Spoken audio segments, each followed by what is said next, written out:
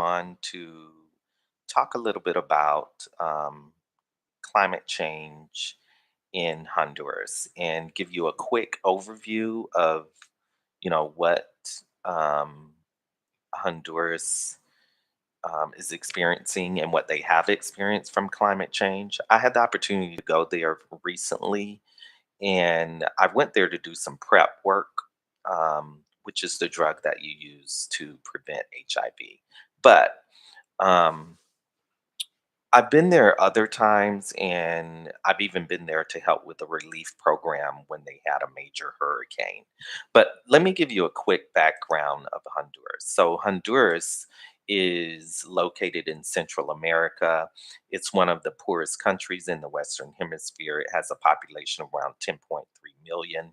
There are tropical storms and rainy seasons in Honduras. It's situated in the Caribbean. Um, they have a total land of 112 to 492 km. It takes up over 41%, and around the forest takes up 41%, and around 27% is agricultural land. The country highly depends on agriculture. A large amount of the country is mountains that cover over 82% of the country. Um, The other thing, if we talk about current and future climate hazards, given where Honduras is situated, it's in the path of, like I said, hurricanes, floods, landslides, droughts, wildfires. But more recently, they've been prone to several hurricanes. One of the large hurricanes that took place was Hurricane Eta back in 2020 during the COVID-19 epidemic. Um, and the other was one called Hurricane Mitch in 1998, which caused several um, lives um, back in 1998. But focusing on the more recent one, which was Hurricane Eta, which also there was Hurricane Iota of like 2 weeks after that. But it caused um, a lot of water damage. There was a lot of flooding.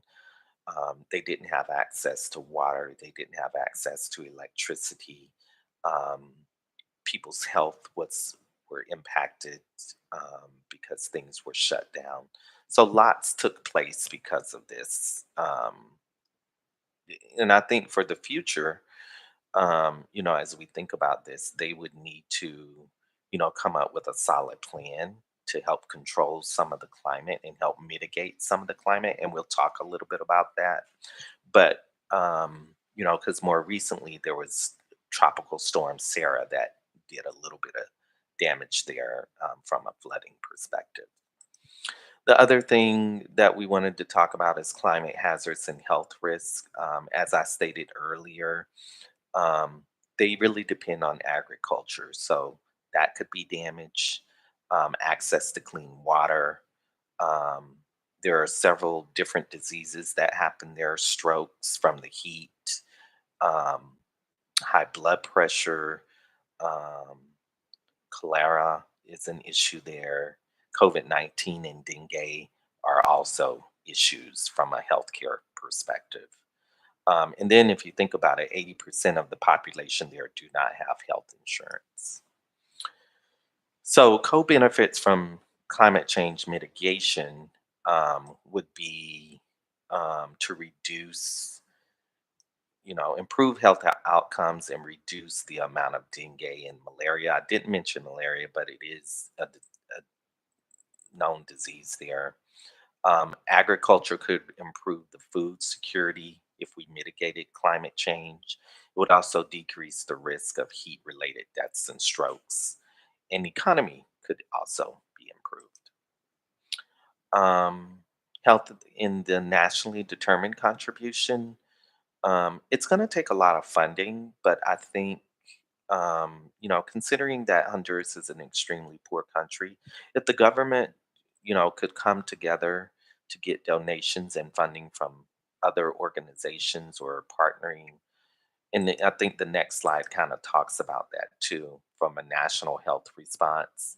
Um, they could partner with other organizations if the government would, you know, local businesses, local universities, if they all come together and then, do different things with partnering countries to help as well.